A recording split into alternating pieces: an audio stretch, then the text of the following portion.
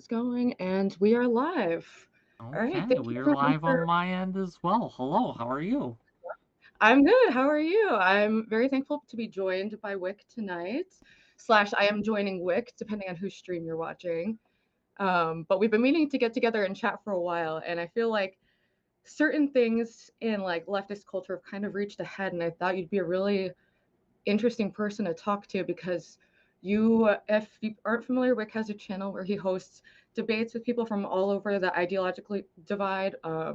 And you put out a lot of content, which I admire. You've been very consistent with putting that out, which takes a lot of effort. Um, so I guess my first question is, do you feel like there is something going terribly wrong within the left and maybe extremism that's happening on our end of the spectrum? Do you think it's as bad as the right? Or I'm curious what your opinion would be on that. I guess, well, first of all, thank you for inviting me today. I really appreciate it, and I'm always willing to talk, right? To pretty much anyone at least once, right? I think that the I admire and appreciate those who are open to speaking with anyone, regardless of audience size, regardless of political opinion, regardless of position. And I think we need more of that. We need more conversations. We need more ability to have an actual back and forth rather than just a dunk.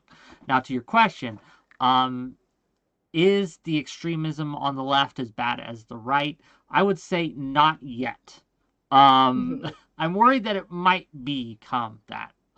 We saw from, I think, I would I would put it from 2008 on, right? Like Mm-hmm. maybe even before that, there was a segment of the right who became almost wedded to kind of populism, right? Mm-hmm. And Trump became the figurehead for that. Not just in 2016, but before, right? He gained a lot of traction with his attacks against Obama, with the show us a birth certificate, etc., all those Mm-hmm. types of things. And it became this with kind of the Tea Party movement as well. It really kind of ratcheted up, and they grasped on to a portion of the electorate that's real, that just does not trust the government, right? They don't Mm-hmm. like how things are going. They don't like the state of politics, and they have some real complaints. Okay, they Mm-hmm. have some real things that are wrong with the system. But their solution is just to throw a firebomb into the ballot box, right? And to just blow Yeah. the whole thing up, make it to accelerate, to make it dysfunctional. And I think that that's a problem. And they're willing to kind of go to extremes to do this. And it's led to this kind of extreme belief system where they are living in and I don't think it's an exaggeration to say, a very much a separate reality. Mm-hmm. The left, however, um, have mostly avoided that until I think pretty recently. I'd say Um, like 2020 was the moment when I like everything that happened with like the protests that ended mm, up being riots, just the amount of sheer damage that was done specifically to impoverished communities that do not bounce back easily from having their businesses destroyed. A lot of businesses owned by minorities. These communities, if you look at like George Floyd Square right now, it's in shambles. It's all boarded up everywhere, and I just think, and it's hard even just saying that. It's like I just know how I'll be interpreted because my background is in like far left activism okay. and Can you tell me a little bit about that? What do you yeah, mean far left activism? Can you tell us about your activism background, if you will? sure. So it started with I was like around 15 and I became close friends with someone whose dad was in the Green Party. Mm, He was like an alderman, so I got to go to like these debates and I started doing this group called Food Not Bombs. Have you heard of them? can you say Um, that one more time? Food Not Bombs. They're kind of like I don't know it's not them. like an I'm not official familiar. organization, but they have like chapters that basically give out food to homeless people, while also kind of like making a political statement of like food not Sure. bombs. It's like so it's fairly harmless, but through that I became connected to the local like anarchist scene, Oh. and I joined an anarchist collective. I know it's so edgy, and Well, it you were really 15, so look, we yeah all had our edgy phase at 15. I remember being young, right? I remember being 15, 16. I hate you, mom. I hate you, dad, kind of thing. yeah. Oh, socialism, communism, hooray, right? Yes, I get it. anyway, go Yeah, on. but I carried that kind of into my 20s. Not as extreme, like, I stopped being, like, a full-on anarchist, and I started doing more work with, like, local, like, immigrant groups, like, prison reform was, like, something that I still care about deeply, um, but within those groups and, uh, I don't live in a huge city, but it's a city so it's each activist group is, like, all they're all, like, very incestuous, for lack of a better word, there's a lot of overlap, Well, yeah. and I did see, like, into my 20s, I felt like more, shunning behavior, especially, like, ridiculously, like, shunning of people who got all the points, of intersectional, not to sound, like, whatever, but I just noticed how, this ideology kinda went a bit haywire, and I used to be very defensive of it, like, I would say, "No," like, "You're just a boomer," or "You're alt-right," or, like I just feel like mentally I kind of atrophied for a bit because I was in this bubble where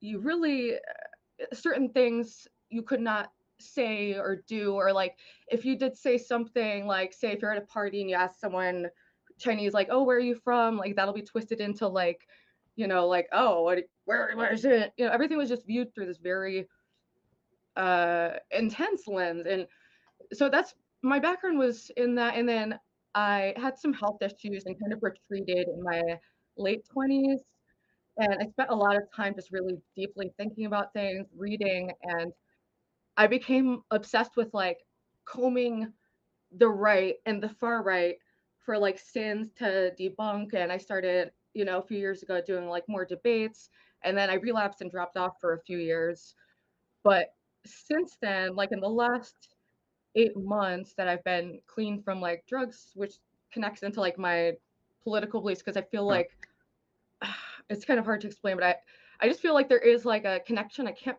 quite put my finger on Okay, between, like I'm sorry. I don't mean to no, interrupt go you, ahead. but a connection between your politics and drugs?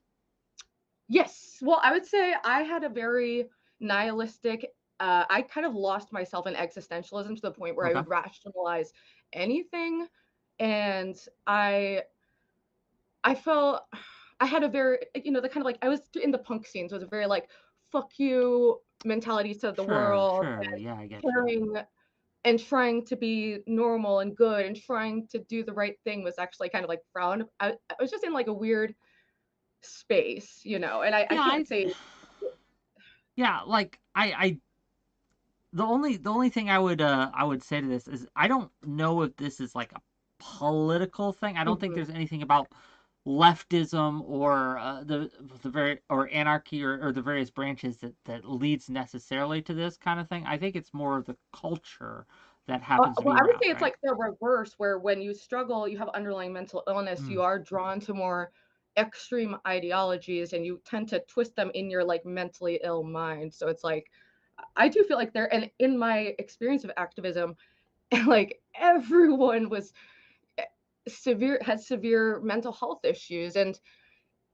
in a way I think when you struggle as a person that makes you more likely to have an affinity for other people who struggle. So I'm not even saying it's intrinsically like this super negative thing, but I I don't know. It's something I part of the reason I wanted to talk to you is to kind of like put that together in my mind Okay. if that even makes sense. So yeah, feel No, I free get to. it. Like this is how we talk, right? Like or this is how we come to a better understanding not only of the issues but ourselves and our relation to the issues by having these conversations. That's why it's so important. You said a lot, and I'm going to try to hit what I Yeah, can yeah, before it escapes my mind, right? go for it. And Go I'm for not it. sure. I'm going to be real with you. I'm not sure where you want to go with each one of these because each one of these is a river into and of Yeah, yeah, itself that yeah. we could flow down and have uh, a long conversation about. Mhm. But let's talk first about um, the kind of a. We'll start with what you said most recently, and then we'll work our way backwards. So we're talking about mental illness and Mhm. how that is ever present in activism. I am not sure when it happened.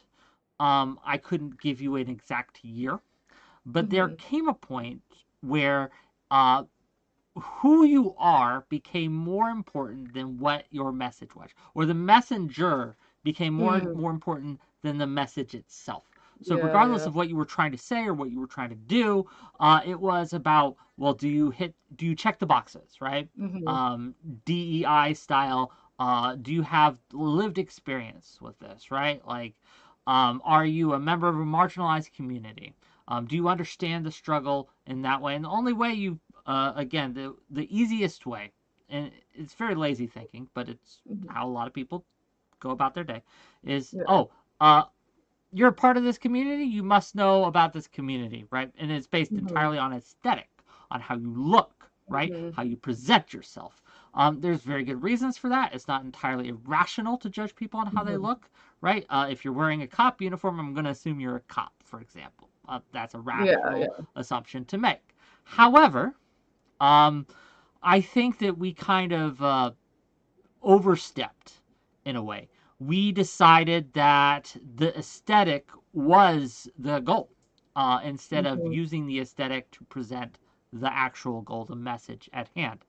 And so when you talk about how mental illness is prevalent amongst activists and things like that, I think a lot of the reasons is because they have naturally, one, I don't think everyone who says they have a lot of mental illness actually does. I think a lot of people overhype their mental illness in order to gain Hmm. power and prestige, especially in these 100%, circles. 100%. Okay? Yeah. And second of all, I think that we have given the reins over to people with lived experience rather than people who actually want to put forth the message. I'm being general here, right? Yeah, yeah. Obviously, most people, I would say most people in these positions, most people who do activism are genuine. They want to help. They're trying to do Yeah, good. yeah. Um, And you can have a when I say mental illness, I don't mm, mean in any kind of like way to stigmatize it. I'm just speaking broadly, and it's almost inevitable because activism runs younger. And just looking at the stats of Gen Z, and I kind of wanted to get into that too, like what you were saying about people overhyping, yeah. or are we just really just having a normal reaction to the way our lives are set up in a way that's very not conducive to human flourishing, you know? What do you mean by that? Our lives are not set up in a way that's not conducive to human flourishing. Can you I don't think it's elaborate? conducive to human flourishing to have people spend 40 hours a week generally doing a very specialized task over and over, along with then spending a lot of time behind screens, becoming increasingly isolated, having so much convenience that it removes the purpose that humans have. At least this is a totally a Western, like privileged American problem, I should specify. Could you see that Um, at all? I get what you're saying. I think that, like, and I've talked about this on my channel before a few times. Uh, Especially when it comes, I don't blame like the 40-hour work week for any of this. I think that humans actually do flourish when they have productive, interesting things to a project to do. If they feel that Yeah, they absolutely. matter. The problem Yeah. has become that a lot of jobs honestly don't matter, right? They just don't. We have come to Yeah. the point where there are so many more people than there are actual work to do, and we Mhm. have, right, there are corporations and companies and things like that that through the culture have literally created and made up jobs. Look at what we're doing right now. We're streamers, okay? This is a made up job. No one needs a streamer. A I streamer haven't doesn't gotten do paid yet. much I'm that's waiting for productive. that. I'm waiting for that fat check to come at me. You know what I mean though? Like, we have the chattering class, I think a lot of people Yeah. call it. And honestly, the value that is brought from this, like when we talk about wanting our lives to have purpose, Mhm. it's almost like a false kind of empty calorie kind of purpose here, and a lot of people have kind of grasped onto that. It's hard to talk about these issues without like branching out into so many subjects because they're so Yeah, yeah, yeah. interconnected. I think the way that we consume our media is also a problem when we talk about social Mhm. media. You talked about screens, right? We aren't just behind a screen for 40 hours a week. We're prescribed behind a screen for almost the entirety of our lives nowadays. My screen time is embarrassingly bad. It's like because I listen to the like podcast throughout that I constantly have like a screen going. As someone who has had like health issues that kind of Yeah. pushed me out of society for periods of time, like that's been both a lifeline and kind of like a curse, you know? Um, but I really do. I enjoy the connectivity that the internet brings me. I don't think it's been all terrible, but I do think it goes hand in hand with like the rise of echo You're chambers and correct. You're yeah. correct. Like it's not a it's on in and of itself, it has immense benefits, right? It has not just for social purposes, right, but for business purposes and other reasons. There are immense benefits to Mhm. being in an online or having an online sphere in a social media. However, there are immense downsides as well, and we have only begun to learn what they even are. Mhm. We've always talked, we've always communicated, we've always had that ability, but never before in the history of the human race have we been able to do so for constantly, all the time, every day, no breaks, right? Yeah. And you almost cannot opt out. Uh, Yeah. we have studies showing that, especially among young women, um, self-harm has risen dramatically because they aren't able to get away. Like before in the 80s, right? And even the early 90s, if you were bullied at school, it sucked. You'd go home. Mhm. You didn't have to deal with that anymore.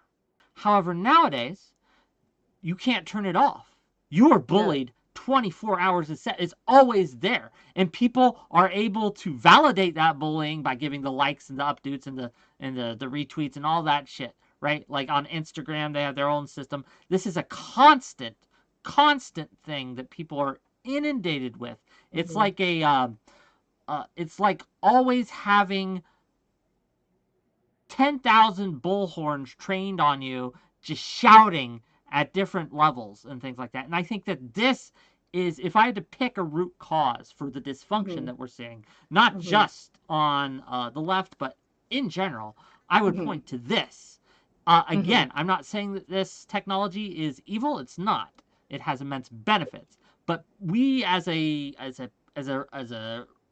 race, as a Mhm. culture, Mhm. aren't aren't aren't aren't able to deal with it, and we're going through a phase where we're going to have to learn to deal with it, or it's gonna destroy us, and I don't know which one it'll be. So we'll see. Yeah, I'm not sure either because there is a strong part of me that feels like as much as I love the internet, it does really feel like the genie's out of the bag Yeah. with the internet algorithms, echo chambers. And Sasha had a good question in my chat saying, do both of you know the difference between an epistemic bubble and an echo chamber? Um, I haven't heard that term an epistemic epistemic bubble, but I bubble. can kind I've of heard of echo chamber. infer, I know what an echo chamber is. Maybe if you can, Sasha 𝕬𝖎𝖙, if you can elaborate on the difference. I don't claim to be an expert in any of this, right? Mhm. I just want to make that clear. I have no degrees. I have nothing like that. I dropped out of However, middle school, so I'm literally not. Everyone should probably just not even watch me or listen to me. no, I think this is also a mistake, right? When we elevate like the experts over laymen, True, right? true, I true. think that we miss out. There's a reason no one trusts the experts anymore.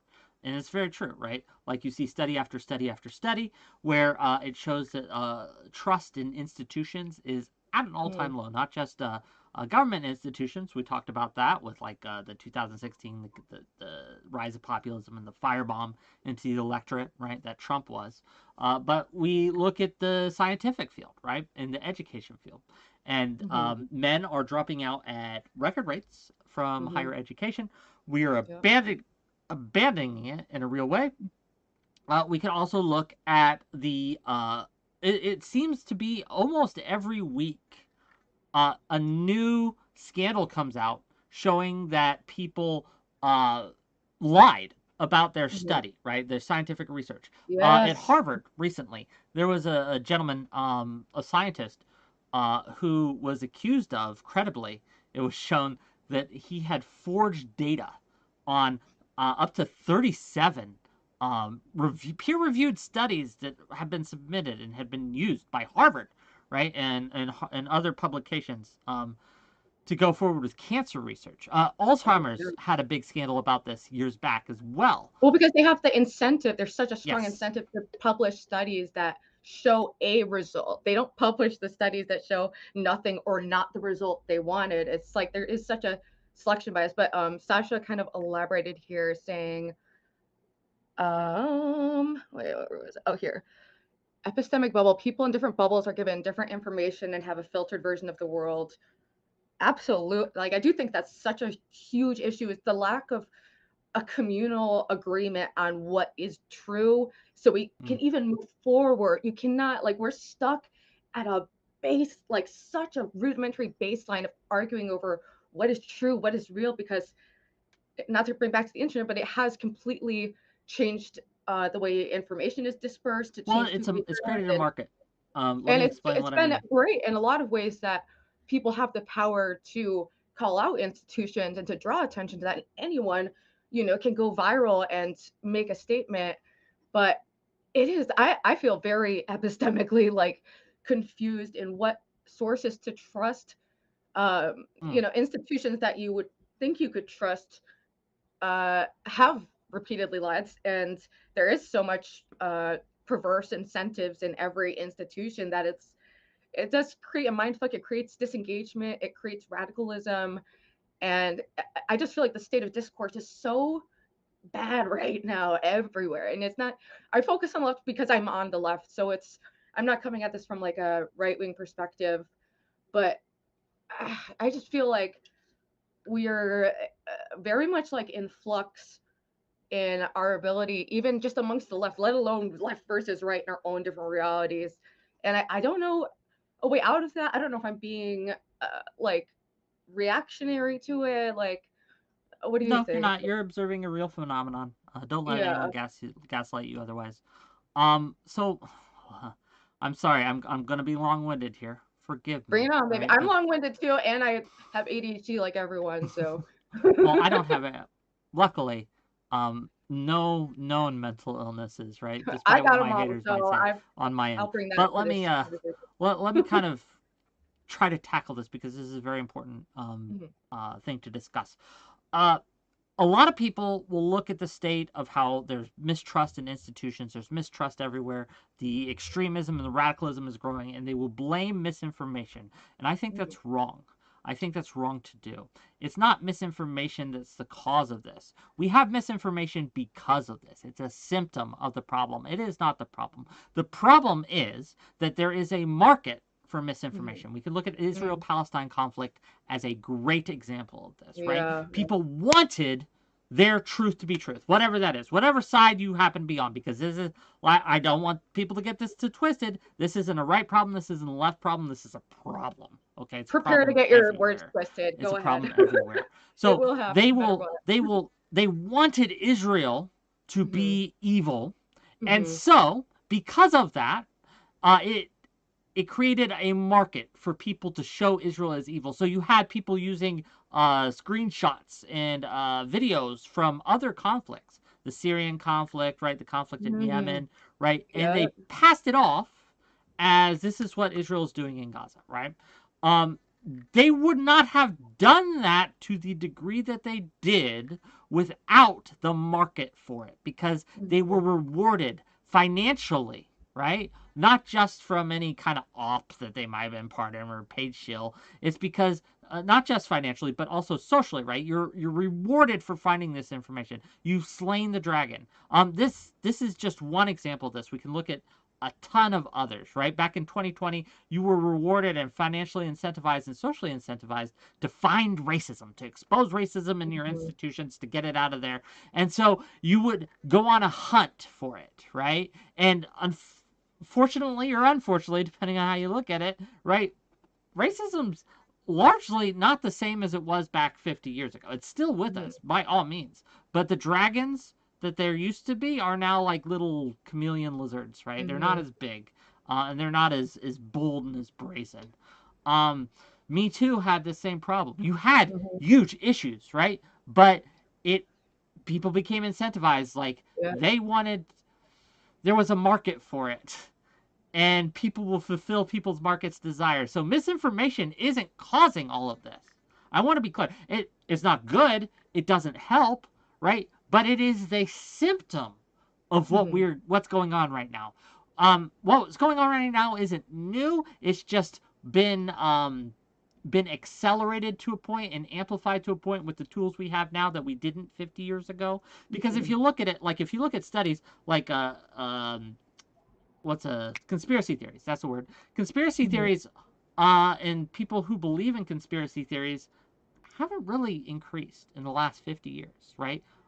You hear about them a lot more now, right? But the people who believe them, just like flat earthers, QAnon, things like that, it's a different conspiracy. Do you think that's the same? Because I would have, my perception, I haven't really looked too deeply into it, but my general perception would be that there was a rise to conspiracy theories just because there's not anyone could whip one up, and there's just, I feel like there's more conspiracy theories than maybe there were back when like you had to like put out a pamphlet. There might be more of them. I don't know. I have no idea. But people who believe them are about the same. It hasn't really increased. There's been studies on this. It's been very recent. You just hear about them more, right? Because again, everything's kind of, you have 10,000 bullhorns all shouting at you. And so, yes, everyone's going to hear the crazy one, right? But it's a signal to noise ratio, right? They're louder, but there's not very many more of them. But we have cool documentaries, and a lot of people know about them because it's fun to make fun of them or say, wow, that's crazy, right? But yeah, conspiracy theories or people who believe in them at least are about the same. So again, it's a market. Now, of course, it's much easier for them to consume it. And there's enough of them that you can get a sizable audience, right? Like by parroting them. Like I'm talking millions of people. But again, they're just more, they're louder now, and they're more congregated. They're able to rally in a way. Yeah. They're able to rally around individuals in a way that they they were always able to, but not as much as they are now. Right, they don't have to leave their living room to do it. So, yeah, I could see that. And like you're saying about like things like Me Too, it's like I feel like all these movements that had like an initial like very real thing, like everything that went down with like Harvey Weinstein and like the backroom casting kind of like that was all very real and a huge issue. But then you saw it, and whenever I talk about these issues, I feel like there's like a microcosm that happens in my real life. Like I've had two friends like who were falsely accused.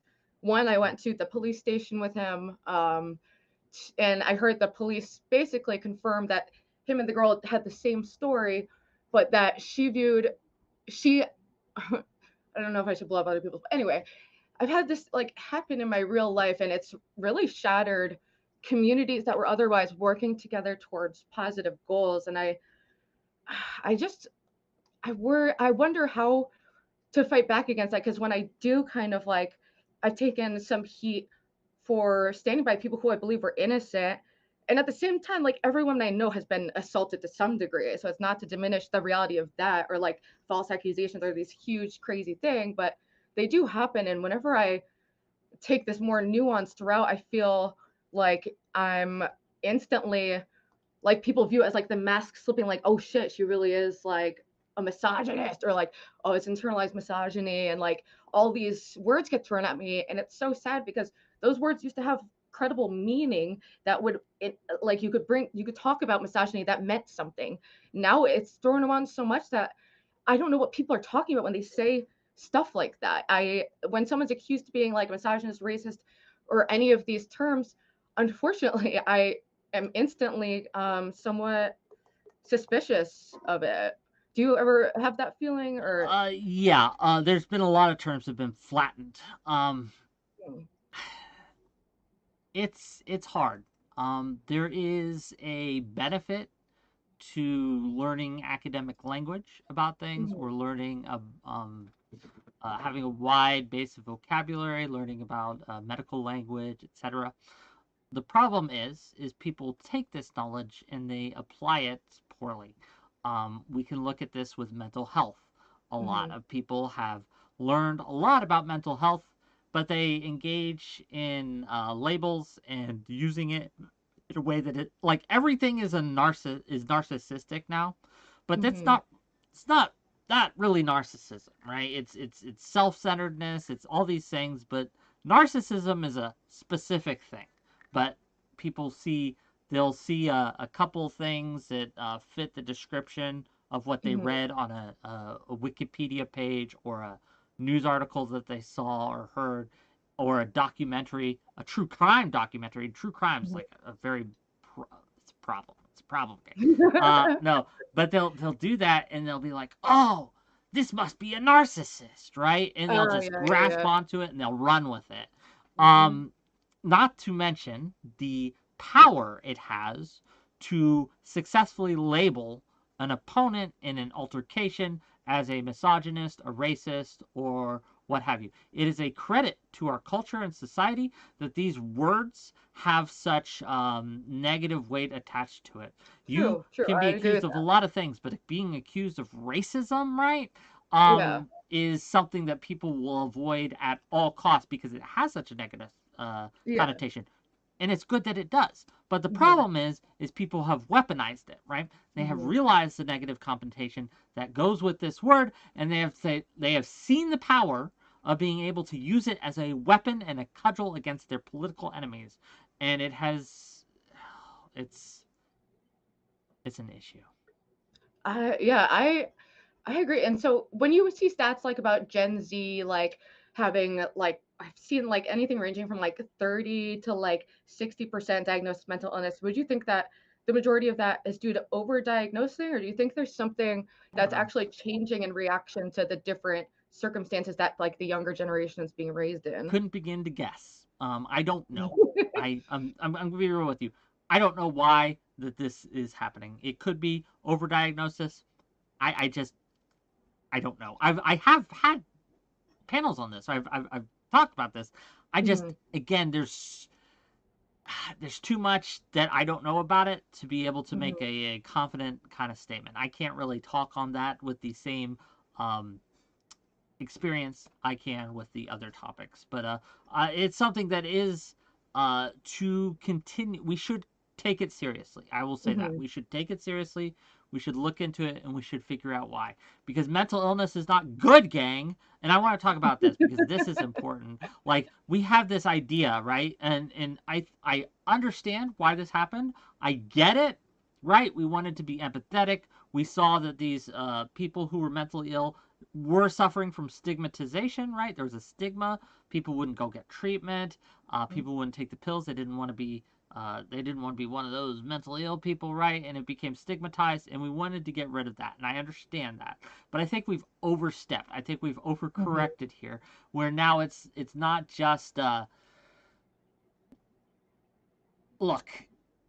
A disability is a disability, and we Mhm. don't have to. It doesn't make you less of a person. You aren't less than at all.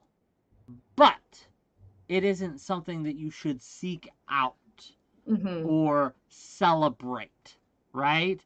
Yeah, it's Like, such a like a fine line between like destigmatize like for a long time, part of my like campaign on the internet was to kind of destigmatize certain aspects of sex workers because I felt that that ultimately was producing more harm to them. mm, But now I almost feel now I feel like a little more nuanced on the topic, and I almost feel like it's the pendulum is swung like the other way.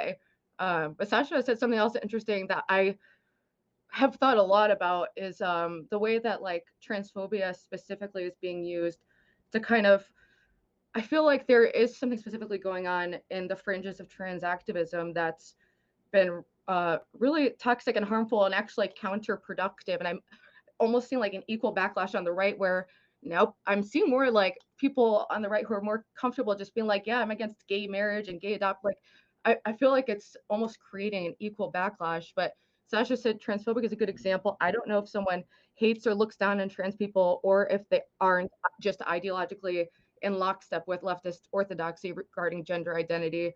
And that's something I've dealt with, like, because I do have like some concerns over like trans women in sports and prisons. I don't like I probably have disproportionate amount of trans people in my life. My ex is a trans woman, my best friend is non-binary. Like I have a lot. I don't feel like this is coming from a place of hate, but whenever I speak on it, and part of the reason I speak on it is because I want to kind of maybe normalize having a little more nuance so that we can be more reality based in these conversations and maybe lower the temperature. But I never know if I'm actually like, doing that or if I'm just making the problem worse and just maybe I am like actually just transphobic and it gets confusing because I Having a people aren't discussion, wouldn't know how they are, sure. it's like it's so Having a hard to. discussion on something is rarely, I'm not going to say never because it's not Mhm, true, right? But rarely will it make things worse. Now, it might not make things better, or mhm, it might add to the confusion a little bit. But I think that the alternative is to just not have a discussion, and I think that's infinitely worse than any harm that mhm, potentially could be had by having discussions on a topic uh, such as trans issues or gender mhm, identity issues. It is something that people are talking about. It is in the culture, right? We are talking about what does it mean to be a man or a woman, right? Or mhm, is that is that even important to us as a culture? And you have as many opinions on this as there are people in the world, right? Like mhm, everyone has their own little thing to say on it, and they really want to say it. I do agree with you though that it has become again an accusation that is levied at someone, not just because they uh, not not just when they hate trans people, and there are mhm. people who I want to be clear, transphobia is a real problem. Um, Absolutely, and it's on however, I feel like it's on the rise, like, in a lot of mm, ways in direct response to it, but continue. yeah, however, however, um, it is much like racism and other real problems, it has been weaponized in such a way that it's become the winner in the here. Let me put it this way. I'm sorry. I'll say it this way. The winner in the story of the boy who cried wolf was the wolf, right? Mhm, Because he cried it so many times, people came to check. Oh, that's not really a wolf, right? Oh, that's not mhm, really a wolf. Oh, that's not really a wolf. Oh, that's really a wolf. And eventually, when there actually was a wolf at the door, right? And he's saying, "There's a wolf. There's a wolf." No one believed him because he had mhm. cried it so many times. And so that's why I'm very careful when I Yeah, make accusations or levy accusations. I try my best to only do it when there is clear evidence that this is a thing, right?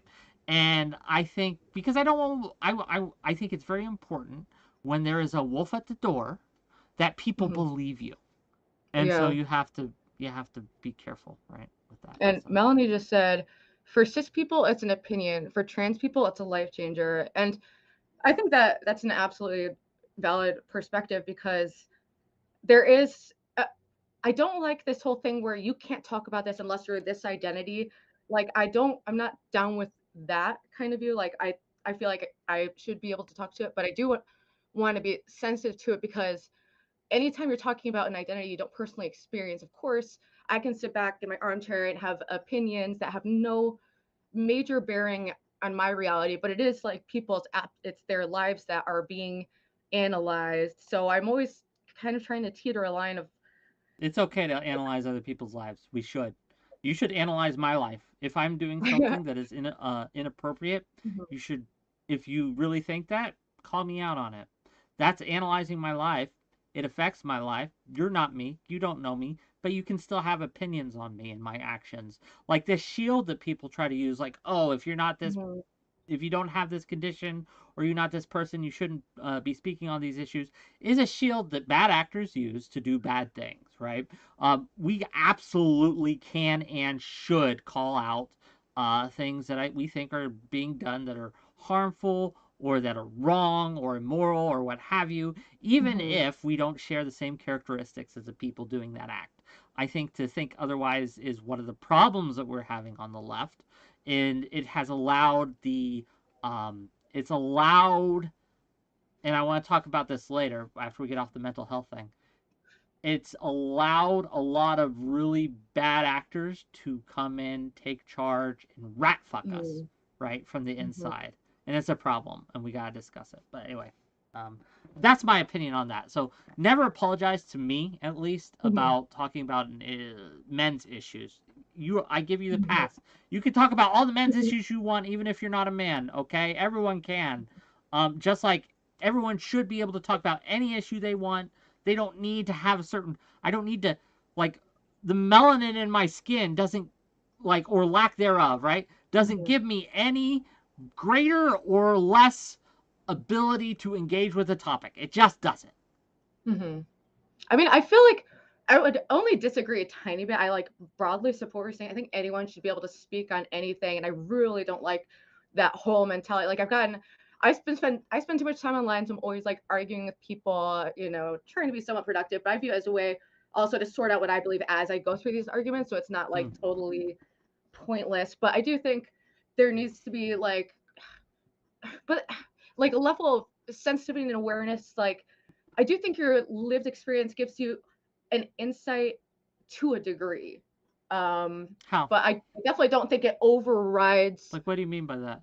So, like, if your like house catches on fire, right, and you have mhm. your house burned down, does that give you any better knowledge on how to put out a fire?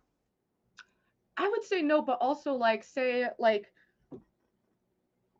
with the say like a black woman who's lived her whole life, and is treated a certain way. There are certain experiences, and as a woman, there's certain experiences I understand. As a man, there's certain experiences that you experience that I can't really understand. I can speculate, I can learn a lot, I can speak on I it, reject that. but I do think there is like a limit. But then the flip side of that is just like endless throat clearing anytime you give any fucking opinion of like as a white privileged female, and it's like I also don't want to be like that. So I don't know. I don't know. Again, I I reject the notion that because I haven't had my house catch on fire, that I can't Mhm. learn how to fight a house fire. Now, the one thing that it can be used to, right? Like, I think it's important, is to bring awareness, right, of an issue, right? Like, there are Mhm. things I might not be aware of, right, because I've never experienced them. That's fair. But that doesn't give you any greater knowledge on how to fix a problem. Why would it, right? People, like, if I get cancer, okay, Mhm. I don't know how to cure cancer. I don't have any idea how to cure cancer. It Mhm. doesn't impart me with magical knowledge, right? If I wanted to get my cancer cured, I wouldn't go to another cancer patient. I would Mhm. go to a doctor, even if they don't have cancer, even if they've never had cancer. I would go to a doctor who studied cancer, right? Well, I think it Why would I depends on go? what the goal is that you're like, yeah, with things like cancer. But if you're talking about like broad social issues, there Mm, is a lot of it that uh, has to be from a person's perspective. Ugh, do you know what I mean? Am I even making sense no. right now? I'm kind of freestyling. I don't know. Like, again, I acknowledge it. Awareness towards issues. I think lived experience is very important for that, right? To bring an awareness towards an issue. Hey, we're struggling here, and you may not be aware of it because you're not struggling and you don't have to face it, but here is what we're facing, right? Mhm. But that is where it stops, because here's what we're facing is important, but it they don't know any better than I do how to, or worse than I do, to be clear, how to fix that, right? That Mhm. takes other forms of knowledge and experience to Mhm. deal with. Um, I just view it as yeah. I guess, like a form of knowledge that can be factored in. Like, for example, like I'm a recovering drug addict. I think I have a lot of insights into that experience that even when I see professionals, I've had, very negative experiences, and I ended up having to detox on my own because I couldn't afford rehab. And also, they can't keep up with the way things are changing. Like I was addicted to fentanyl, and these in the institutions I was going to for help were just treating it like heroin, even though it's 50, 100 times stronger. So that's creating a lot of bad consequences. And I don't know the answer to that because these institutions have to do things in a certain way, and there has to be like a delay in how they treat things. But I don't know. I do think there's something to lived experience, but it shouldn't override any. And yeah, It shouldn't I'm sorry. override I'm the full sorry to push back so conversation. much on this, but it bothers me because, like, whose lived experiences? We could take here's a good example, right? We're talking about transphobia. Let's talk about Mm-hmm. trans people, right? Mm-hmm. What trans experience, right? Like, Mm-hmm. if I go to one trans person, they give me a whole host of things that they've gone through and that they have thoughts that they have, and then another trans person will call them evil and transphobic, and they will get to fighting, right? And they will tell each other, oh, you're a Nazi trans person. Oh, no, you're a Nazi trans person. They have had a similar experience, very similar lived experiences, but they've come to radically different conclusions because that's just how people are, right? It's not just what we've gone through, right? That shapes us, informs our opinions on things. It's also how we respond to it and other environmental factors that go into that as well. And so it's hopeless, right? Cancer patients too. Jenny, in my chat. I love Jenny. She's one of my mods, right? She says, you wouldn't go to a cancer patient to get a cure? No, but you could go to a cancer patient to find out what it's like to live through it, where an oncologist might not necessarily be able to tell you. The problem with that is people have widely different experiences with this illness, depending on the type of cancer, and even with the same type of cancer, right? Will have wildly, because everyone's different and it affects them differently. And so but then that kind of wipes out the whole of social sciences if you can't look, which I maybe look, there are yeah, traditions does it really? Interesting. Huh. That's there weird is, like, that it would. obvious the replication crisis, like, and I am starting to have huge doubts about like whole factions of like psychiatry as a whole and how things are treated. I'm starting to have like very serious doubts in like what these the people who are like the think tanks or whatever, like what they're really moving us towards or what they're advancing when we've been studying mental health for however long and it's still entirely like being prescribed something. It's shots in the dark and it's I wouldn't denigrate it that much. I think that there are real benefits to psychology and psychiatry and other such fields. You do have to be careful though. There is a lot out there about it, right? So you do have to kind of watch it. That said, you're right. I think that like the reason, I think you're a good example of the rising and distrust in a wide variety of fields. And while there are bad actors out there who are trying to gin that up, right, to exploit that, they're opportunists, right? That's part of their agenda. It's also true that these institutions have given us good reasons to distrust them. And so it is a balancing act that we have to do. To kind of bring it back a little bit off the trans topic, because that, look, gang, I have people in my chat saying, oh, trans topic, you better not talk about that. You're going to get canceled. And unfortunately, they're correct.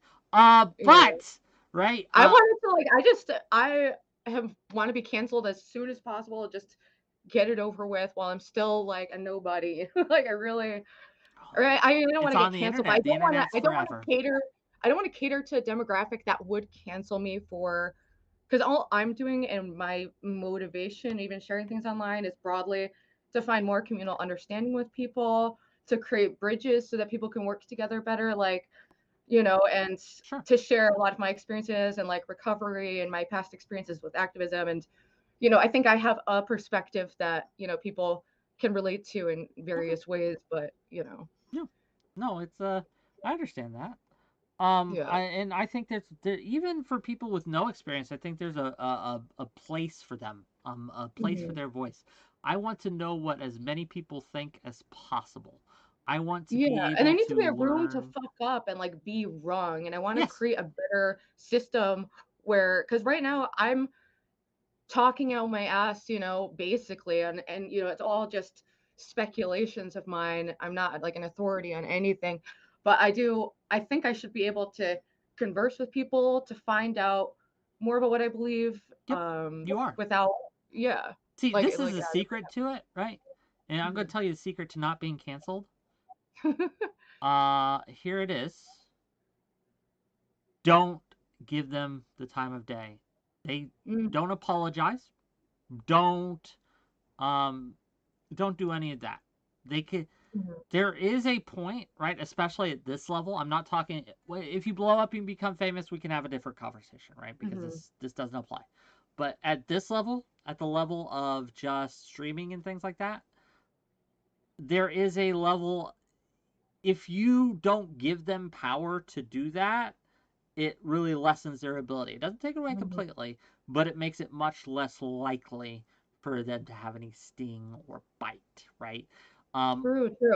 I have personally nothing, so like I have annihilated my life in every way possible. So I really part of the reason I feel more comfortable talking about certain issues is because I have literally nothing to lose. Freedom is just another word for nothing left to lose. It's true. Literally, that's and it's Like very I tell like, people I have freeing fuck in a you way, money, you know? right? I tell people I have fuck you money, not because I have a lot of money, but because I have so little money that I can just say fuck you. What are you gonna I do? Take know. away? What are I you know. I'm gonna do? usually Right? Get me around fired? 0. Like I know, exactly. and yeah, I think that's a fear is the mind killer in this Mm, instance, right? And while I would recommend not to go out of your way to offend people, right? I think that's mean. I think it makes you less of a person, right? Or not less of a person, but less of a good person, I should say. I mm, want to be very clear. However, that said, I think that if in the course of you stating your opinion you offend someone, that's a them issue, not a you issue. Um, mhm, Again, I'm speaking generally here. Obviously, if you start talking about, oh, those black people who do the black thing, like, okay, fair enough. Come on. But, yeah, if you're just being like, well, I think that women should, I think trans women shouldn't compete in trans sports. That's an mhm. opinion. That shouldn't be offensive, but it is what it Yeah, is. Or I'm also if like people say, I don't think men, right? I don't think men yeah, should be talking about women's issues. I don't get offended by that. I just ignore them. I don't agree with yeah. it, but I don't get like super offended. So It doesn't yeah, at this point in my life, like I used to have as someone who was like bullied extensively when I was very younger and like was generally felt very rejected in every way. Like once I did find a community, I was so afraid of losing it that I did kind of feel like I couldn't speak on certain things yep, and like yep, and now I don't rely on any one community. I have like a couple close friends who I know like understand me and know my intentions are good and I have a close relationship with my family. So beyond that, it doesn't hit the same way it used to when someone calls me a Nazi as they did the other day because of something about transports. I don't it always comes back to that. But like well, look, someone combed through like my like timeline, who I follow, which by the way, I follow is not an endorsement whatsoever. Like, I am interested in talking to people from all across the aisle because yeah, I yeah, think there's also like a way to deflate extremism by continuing to be present in other spaces so that they aren't the echo chamber, like mm-hmm. so if I talk to someone on the far right, they're streaming and they're hearing a perspective they might not otherwise if we just and I don't have a large enough platform to think about the whole like platforming issue and Sure. I have mixed feelings on that in general too, but Yeah, I get what you're saying. Um, I want. Look, I think I'm I'm I'm stumbling over my words because I'm trying to think where to start with what I want to mhm, say because I want to make sure that I'm clear. mhm, Um, because we did come here to talk about extremism, um, and I want to reiterate that I think that the extremism on the right is more prevalent than on the left, but mhm, that might change in the future. I don't know if you saw this, but Pelosi recently had an altercation with a lady, with a young. I'm not sure if she was a young woman or not, but a woman, mhm. right? And during that altercation, she told the person to go back to to the CCP, right? Oh, I, Um, I I read about okay. that, yeah. Um, this has been framed by some on the fringes of the left to have been anti-Asian. Mhm. No one involved in that exchange was Asian. The person who was involved in that exchange, right, the person who was told to go back to CCP, was Mhm. allegedly a member of Code Pink, whose headquarters are, you'd guessed it, Intent. in China, right? There was nothing racist about that exchange whatsoever. However, a lot of people, I don't know if a lot of people, there's a portion of people who are trying to paint that as as a a racist exchange. Mhm. This back in 2020 would have had bite to it. right? There Yeah. would have been some bite there.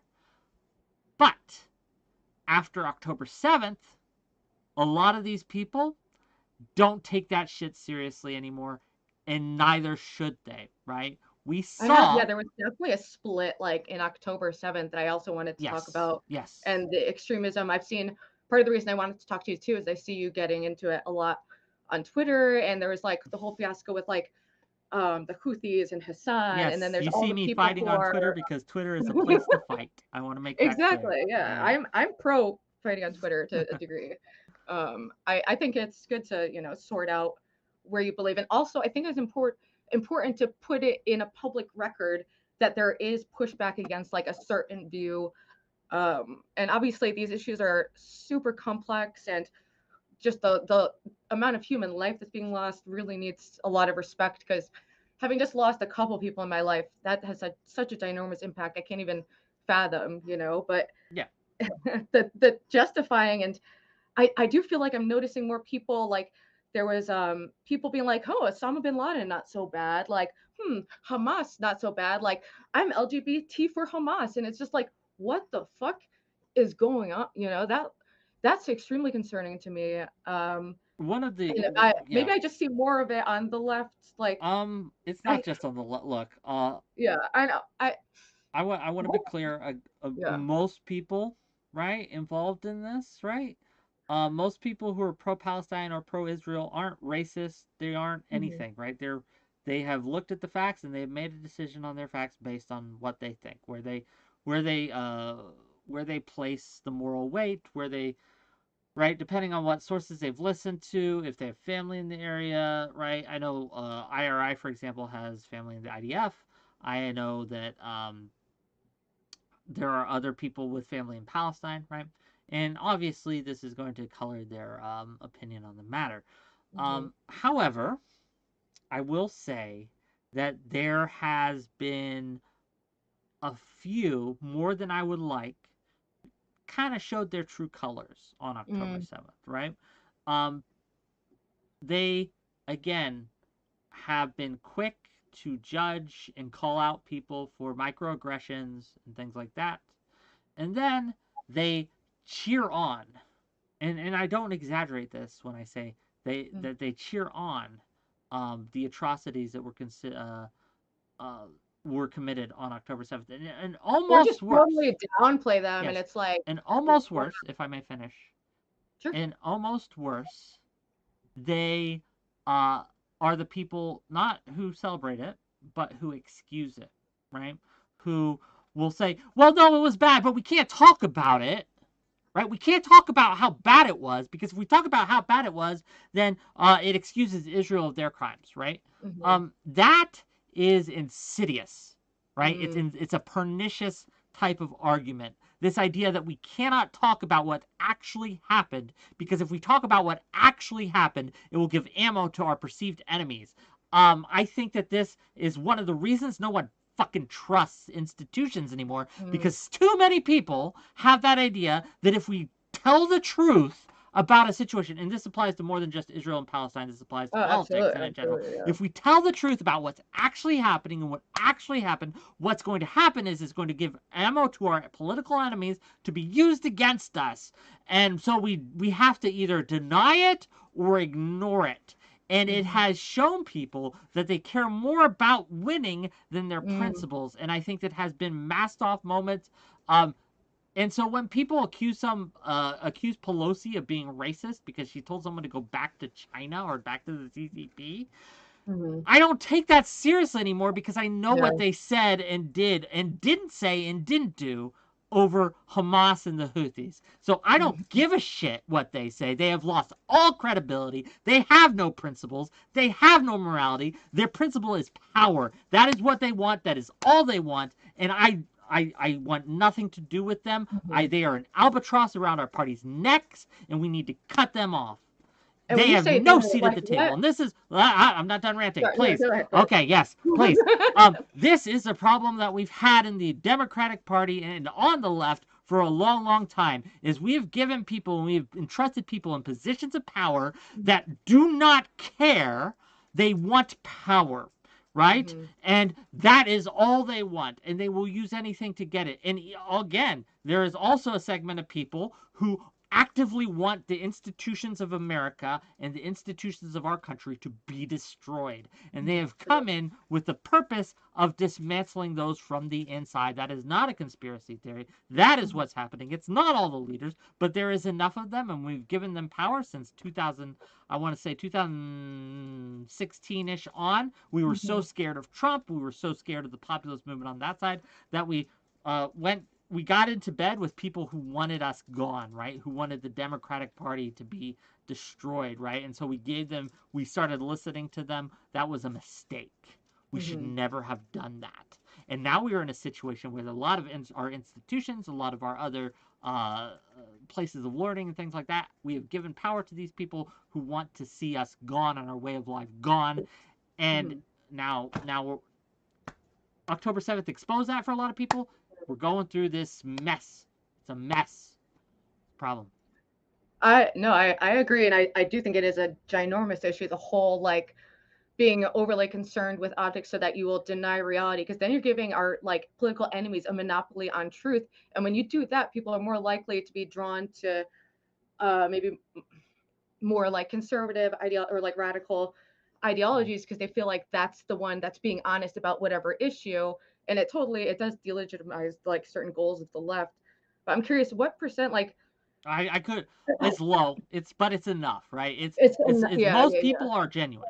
I'm going to say that most people Mhm. are genuine, right?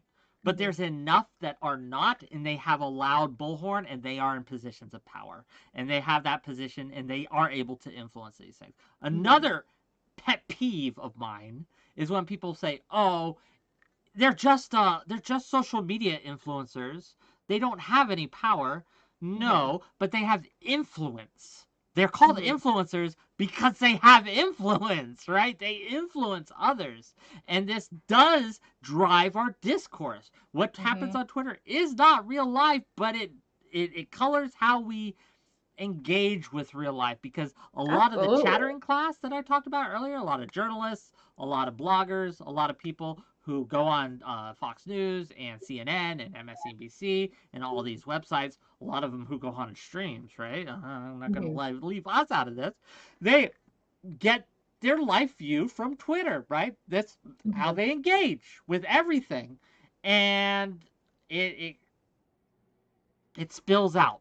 I have people who never touch Twitter, who are not even on Twitter, talk to me in real life about things that I hear about first on Twitter, because it percolates into the greater society. It is Absolutely. it's like a funnel, if you will, right? Actually, I'm getting a little pushback from Melanie. Says, Ruby, can you stop calling yourself a leftist if you're not going to push back on that 𝕾𝖎𝖎? Well, first off, I have like very complicated feelings about the whole, I don't know if you're talking about Israel-Palestine, but like I agree with what Wick is saying. Does that mean I cannot identify as like a progressive? And when we say leftist, that means a lot of different things, a lot of different circumstances. But I absolutely think that I should be able to talk about this and to talk about, like, I agree with I'm disturbed by a lot of the reactions that I've seen. That doesn't mean I love fucking Israel and everything they've ever fucking done. Like, I hate the whole situation is a horror. Like, that's absolutely horrific. And they're saying progressive, not leftist. Like, okay. I actually don't really care about whatever label that is. I actually really don't at this point, because it becomes meaningless. I can only speak for my views, and I'll agree with people when I agree with them, and I'll disagree when I don't. If that makes me not a progressive to you, Melanie, I quite frankly don't give a fuck. Just saying. Like, this is kind of exactly what I'm talking about, is it's like trying to police just us conversing about it, you know? I'm just gonna Sure, you're not a liberal doing easy do my bake thing. leftism. It's not even worth engaging. Anything. Well, no, they've been like in my chat freaking out, but it's just, yeah, saying I'm so cringe. I actually just wrote an article, but I've been Don't get completely one guy by liberated chat, from okay? Don't that. get one person, okay? Don't let that happen. It's the thing. But Talk to me. Chat so can be chat, right? asinine. Let chat, right? Let chat. I know. I generally try to ignore, but every once in a while, it's just been like No, a no, it's good to engage with your chat. It helps your numbers. yeah, to yeah, grow yeah, that way. to agree. And then Sasha says October 7th is a good example of epistemic bubbles. Some October 7th supporters may believe it was just an anti-IDF military operation, not a horrific massacre. Can you give me a link to your chat? People from my chat want to know if they want to. They can find. How Just would DM it to I me in Discord. Oh, like the link to Yep, the and I'll just post it in my YouTube chat at least. Okay, if you were and there is like some I don't have that many people watching it, but it's It's popping up. okay. I'm not. I don't have a lot of people watching me, but you know, it is what it is, right? But anyway, while you do that, right? Again, like it's this idea that you're not a real X, Y, or Z unless you believe exactly what I believe, right? And there is a lot of that, and it's not just in the left. That happens on the right a lot. And I've had a lot of discussions with people who are right leaning in my community. You're not a real conservative because you don't support Trump, or you're not a real conservative because you do support Trump, right? So this isn't a left right problem. It's a problem.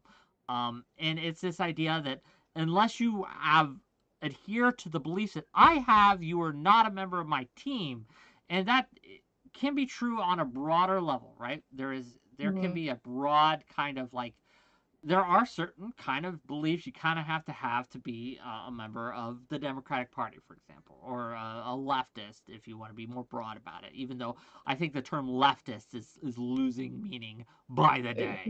I used to like strongly attach to that for the because I moved away from being like full anarcho-communist, kind of like more socialisty, and now I would maybe go as far as being like into some Bernie Sanders like policies, but even that I'm really in flux about a lot of my opinions on economic issues. Like I believe in very strong social safety nets, and I believe in doing whatever we can to like encourage equality of opportunity for all people, and that's the best for our country overall. That we encourage that kind of flourishing in people and not create and get rid of any barriers to that. But you know, there are limits to that. So I don't even know if I would identify with that term in the way it's used as like a Sure. In the economic like perspective. Like I don't look, I'm gonna be real with you. I don't care what someone identifies as.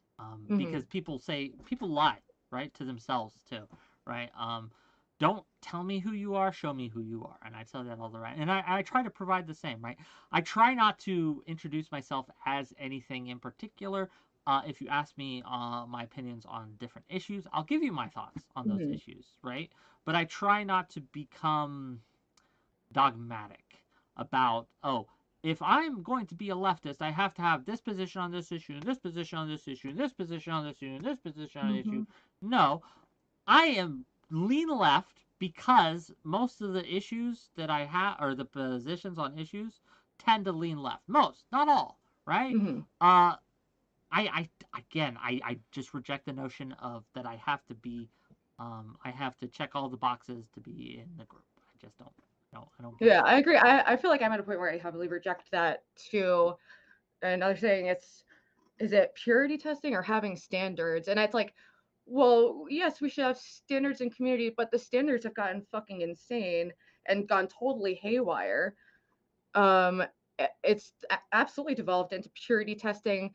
Like even right now, like I probably agree with like 90% of this person's views, but they're coming at me for what? Not screaming Who is like it? Is it the that. Nine Tails?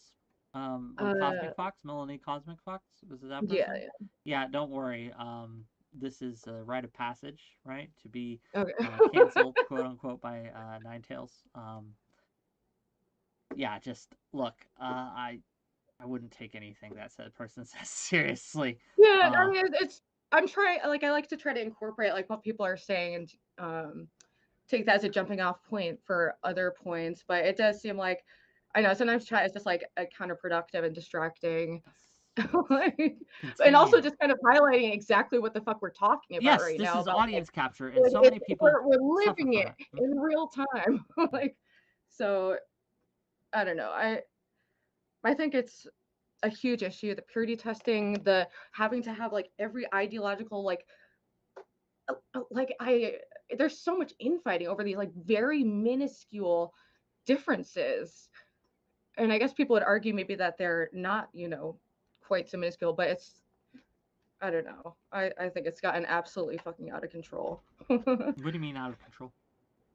Well, just like, for example, just now, like people losing their shit over a I fairly don't know if I'd milquetoast conversation. catastrophize I it. don't think we've said anything so Someone in crazy. chat yelled at you.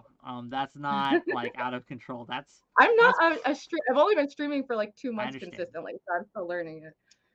Well, if you stick with it, someone in chat yelling at you is just the job. No, That's just what you do. Listen, my Right? first stream that I went on was the kill stream to debate 𝕵𝖎𝖙 Mm. So I got chewed the fuck out by so many people. I feel like I was kind of thrown into the fire, but it feels different. And I'm getting used to it from my own community. That's what feels different, is I'm not used to getting as much shit from people who I thought were like on the same page as me. That's when it was coming from the right, I was just like, whatever, I expect that, you know? But it hits different when it's someone who you think might be somewhat aligned with you otherwise, you know? I understand. I do. I understand. And then it's given a lot of people pause. But again, I think it's sorting itself out. I think we've reached a tipping point with that kind of purity testing and cancel culture. I think this is my read on it, that the power that this has is decreasing in nature. Now, I'm assuming this is going to be a cyclical thing, right? It's going to go up and down. There'll be waves. But we are on the downswing. It is much harder to get canceled today than it was back in 2016. And I think that's a good thing, to be clear. I think it's a good thing that we are more open to learning and more opening to hearing the other people present their arguments. And I think the reason, right, that this has decreased in power is, once again, same reason people distrust institutions, is because it's been shown to be kind of a scam in many ways. And I think that, like, you can only cry wolf so many times before people are like, okay, I'm not going to take you seriously anymore. And I, for one, look forward to never taking certain people seriously ever again. I mean, also, I think about, like, broadly, we're like millennials, like older millennials. Do you ever get concerned that, like, oh man, like, are we just not seeing something? Because it's like, as you get older, like, I don't know. I don't think so, Look, but it's good to, you like, ever have that concern that, like, maybe, I don't know. I do worry about, like, getting older and becoming, like, I feel so much kind of like I've been called a centrist lately, and like I said, I don't even know what these terms even mean anymore. All my views are generally centrist is, I disagree with you, but I can't think of a reason to call you a Nazi, so I'm going to call you a centrist. That's what it is. Literally. It's, I don't know. It's gotten completely out of hand. I do feel like it all, like, connects together, the extremism, internet, the the left devolving, but, like, it almost devolved to a point where, yeah, I would agree that I do see a shift happening. I don't know if it's devolving. I don't think I this feel is. like it's evolved with, like, discourse. Online devolved to a certain point where, like, people are kind of stepping back and maybe reevaluating more than they had in the past. Sure. That's good that they're reevaluating. I want them to reevaluate. And to kind of, to your point about, are you ever concerned that we're just older and missing something?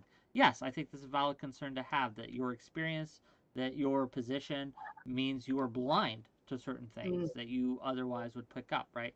Like being older, you're blind to certain things. That's why it's important, for me at least, to have a wide variety of views present, so I can kind of go through and see what is being thought of and said, not just on my side, quote unquote, right? But on the right or the left or the center or wherever, right?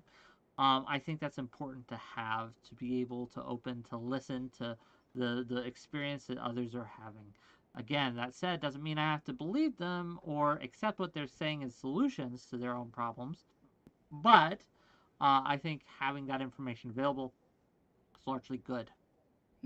That's why I'm against not talking to people who disagree with you, right? Like, I will talk to almost anyone, not quite anyone. Like, if people annoy me enough, I will save my. I guess at a certain point where you just have to disengage sometimes with certain keep myself characters. sane. Yeah, but before we start wrapping up, I wanted to ask you, Sure. what kind of insights do you think you've gotten? I don't know how long you've been streaming for, but like, what kind of insights do you think you have on just the general state of political discourse since you see it, you have so many conversations and have so many different people that you talk to? What is there anything you think that you've gained like an insight from that experience and how people think, how to maybe move forward with these issues? Well, It's okay if the answer is no. no, I have. Okay. I'm thinking how to tackle it. I mean, yes. Uh, you will never or very rarely see results right away. I want to make that clear. But I will say that anyone who says that you can't influence or change people's mind is lying to you, right? You Mm-hmm. absolutely can, for good and ill. I want to be Mm, clear, right? Not just true, because true. how you what you say, but how you behave. I think you can really change people's minds and hearts in a real way. Um, the insights I have from streaming for about 2 years now. I want to say I'm on year two.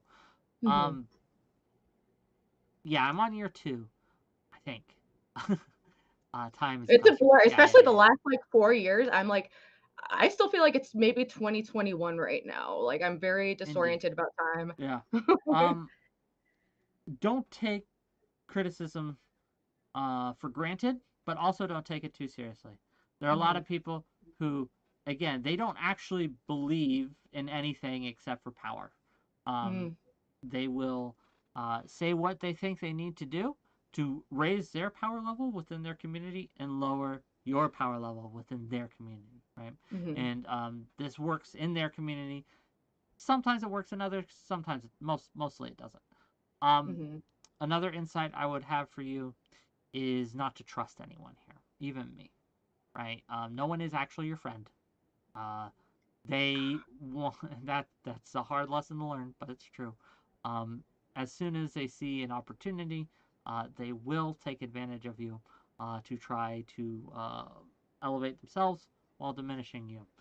You And think that's have unfortunately the sad truth.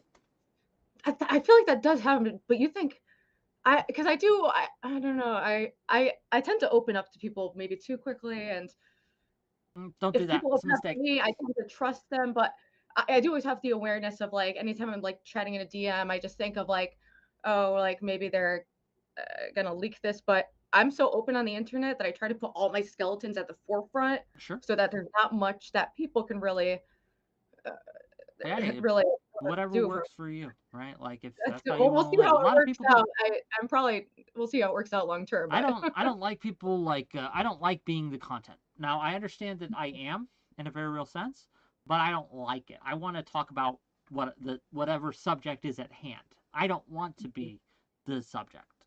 Mhm, That's just not. I don't like it. Even when it's a positive thing, and there have been experiences where I've had where people have come at me, but I've done well out of it. I've gained mhm, viewerships and things like that because mhm, I'm a pretty good guy. Uh, Still, it's uncomfortable for me.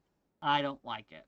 That said, it's something that you're going to have to get used to because mhm. people will make you the content, whether you like it or not. Almost no one talks about politics. They all talk about drama. That sells. Good for them. Yeah. I'm not a big fan usually. I'll dip my toes now and again.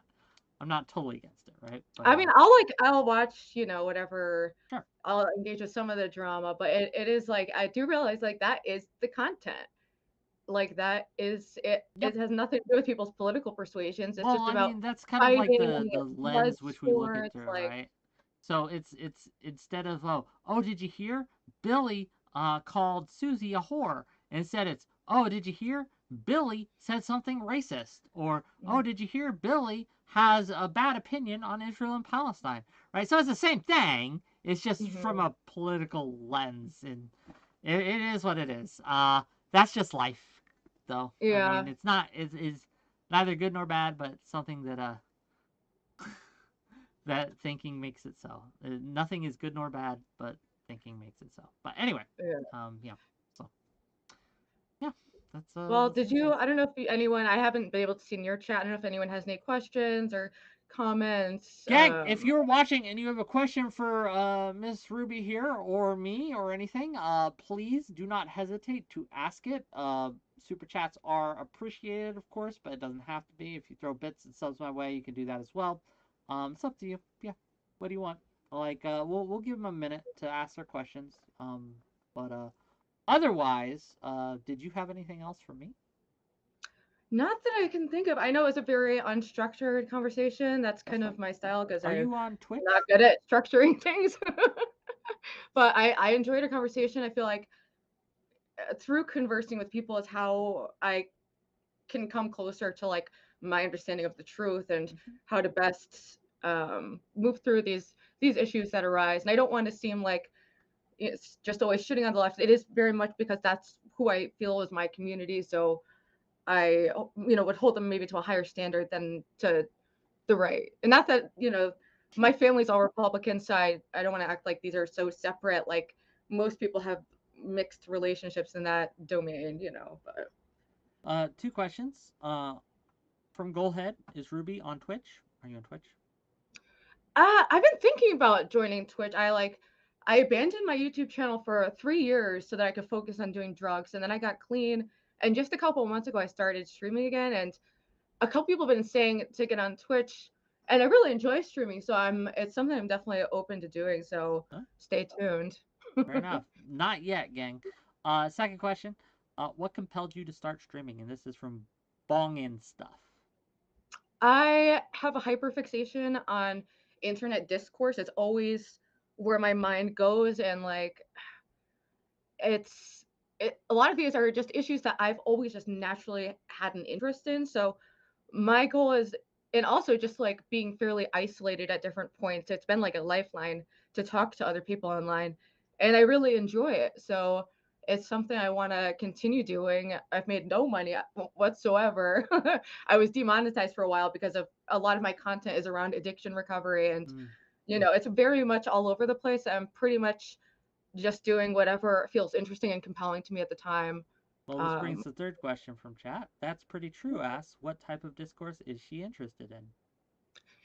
Specifically, just like the discourse around, like a lot of discourse around like hot button social issues. Not to be like so like cliche, but like the issues that I find like people not being able to agree on the reality. Like lately, I've been very interested in like the biological and genetic differences between men and women and how that influences behavior, because I'm looking into these things that almost felt like forbidden to even explore, and I take everything with a grain of salt, but I have a lot of interest in like the issues surrounding gender. Like as a woman, I have a lot of interest in issues surrounding mental illness, and like as the topic extremism, as someone who's been throughout my whole life always drawn to extreme lifestyles, extreme ideologies.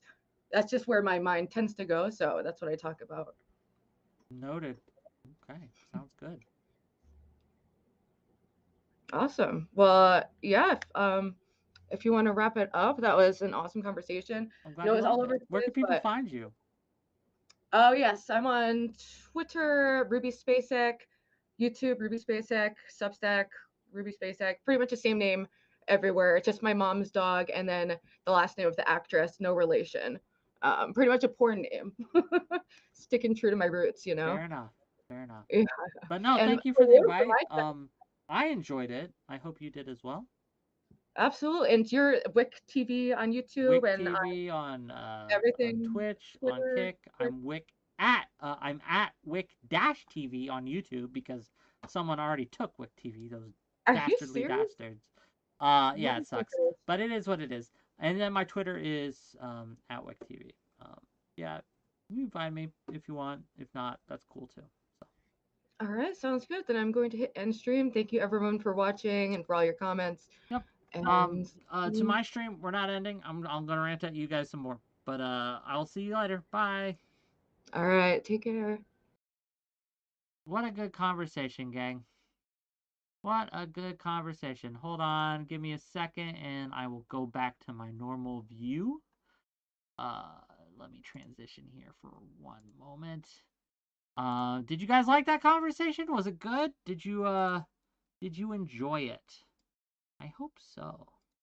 I hope you had fun. I hope that it was interesting to you. It was interesting to me. I always enjoy the chance to talk to people, right? And to kind of like have a sit down discussion, have them ask me questions. Look, it's vanity, gang. It's vanity. I like to be the center of attention. Okay, there is a lot of vanity in streaming, in the streaming world. Which again, if you notice, I don't like to be the content, right? So, there's some contradictions there, some tension between my views, but it is what it is, and I had fun. I think it's important to talk about as well, right? There is a growing extremism problem on the left. There is a growing problem of anti-Semitism, of bigotry, of all these things that are being done through a leftist lens, and we are excusing it because we don't want to give any power to our enemies. That's the wrong move. It makes us dishonest, is what it does, right? And people will see that. And people know that you're lying when you lie, right? Like, not all the time, but in this case, absolutely. They will see it for what it is, a lie. Okay? Whether you intend to or not. Whether it's meant to be a white lie or what have you, they will see it for what it is. We have to be open about these things, right? Let's talk about an incident that happened just maybe yesterday, maybe today. Did you all hear? Okay. Did you all hear about the I don't even know what to call it, the strike, the assassination? There was a hospital in I'm not sure if it was the West Bank or Jordan, and 3 Israeli operatives had disguised themselves as staff at the hospital, and patient at the hospital. A nurse and I think a doctor, and one was a patient. I'm not sure the exact details. It was in the West Bank. Thank you. And they took out 3 Hamas operatives who were being treated there. I don't know what to think about this, right? On the one hand, it's better than a bomb, better than an airstrike, right? But on the other hand, I don't know about like disguising ourselves as hospital staff to make a strike. I don't know if that's a good thing. However, the reason I bring this up is to show the extreme responses on both ends to this, right? The extreme responses on both ends to this. There are people calling it a war crime, right? And then there are like these same people called the bombs a war crime. Everything that you do against Hamas apparently is a war crime, right? Anything, any action taken against Hamas, war crime. There is no honestly engaging with this, right? I am open to a discussion with an honest actor, right, about the problems that would become apparent, because it very well may be a violation to dress up as civilians and take out a strike. I don't know. But I just don't take anyone seriously who's been complaining about the bombs and things like that. Because that's the legal way to do it, which is perfectly legal, is to drone strike them, right? Perfectly acceptable. This has less civilian casualties, though, right? But there are other issues with it. So I don't know. I'm torn on this one, gang. I'm really torn about this one. What do you think, gang? What do you guys think? What's the opinion of my audience on this one? Ruses are allowable, perfidy is not? Interesting. Fuck Hamas? Yes, true. But how is important, too. I actually prefer this sort of strike, not gonna lie. They aimed at the one person they wanted to take out, took them out, no civil casualties. That's the good side of this, right? But there's something about pretending to be a civilian and then making a strike that just does not sit well with me. Does this make sense? It does not sit well with me. It feels wrong. That said, the results, can't argue with it, right? They took out their target, very little civilian casualties. Yeah. Like Natalie and Bruglia, he's torn. It seems more personal. Yeah, I mean, I don't really care about the personal ish about this, right? Very little, but it is a blurry line. It's a yeah. Well, I don't know, gang. I don't know about this one. The bombs are kind of easy for me, right? Like, this is just a traditional, that's how you do it. You know what, you're not hiding as a civilian, you're just getting the job done. But the downside of that is that there are a higher possibility of civilian casualties in the moment. But this way, it might open the door to even worse outcomes when it comes to, like, Hamas starting to hold people hostage when they're being treated in a way that's different. I'm struggling kind of wrapping my head around this. Does it make sense, right? So Zero Fuck says, and personal is better for precision as opposed to drones, but at the same time, people viewing it can imagine an individual more clearly. Skill Tree Gaming says, I think Mossad is Brazi. Yeah. Infallible Fowl says, I still say we need America to be the adult in the room. Neither side will stop killing. OmniSlap says, did you read the news about all the Western countries being little bitches and pulling their funding from UN aid to Palestine because of Israel being indicted by the ICJ? I don't think that's why they're pulling the aid. I think why they're pulling the aid is because there's been some credible evidence about a lot of UN RWA workers participating in the attacks on and helping with the attacks on October 7th. So not just being part of Hamas, but being an active participant in the atrocities committed on October 7th. And that's different, right? So I think that I'm going to be real with you. Everyone who is trying to gaslight me about how the UN isn't really anti-Semitic or involved in any of this can get fucked. I don't know if it's as widespread as some on the pro-Israel side are saying. I doubt that, but it's not non-existent either. It's not non-existent at all. I don't know what to tell you about that. Goalhead says, I'm waiting for Israel to stop pretending that destroying Hamas is their goal. They could if they were real about it. It's very hard to defeat an insurgency cell-structured organization that hides among civilians. It's very, very hard to root them out completely. This isn't something that's... Okay, this branches out into a new pet peeve of mine that, well, not a new pet peeve of mine, but something that's a new for the topic at hand. The idea that something is easy and simple, right, has been the worst idea that has spread among activists and foreign policy, things like that.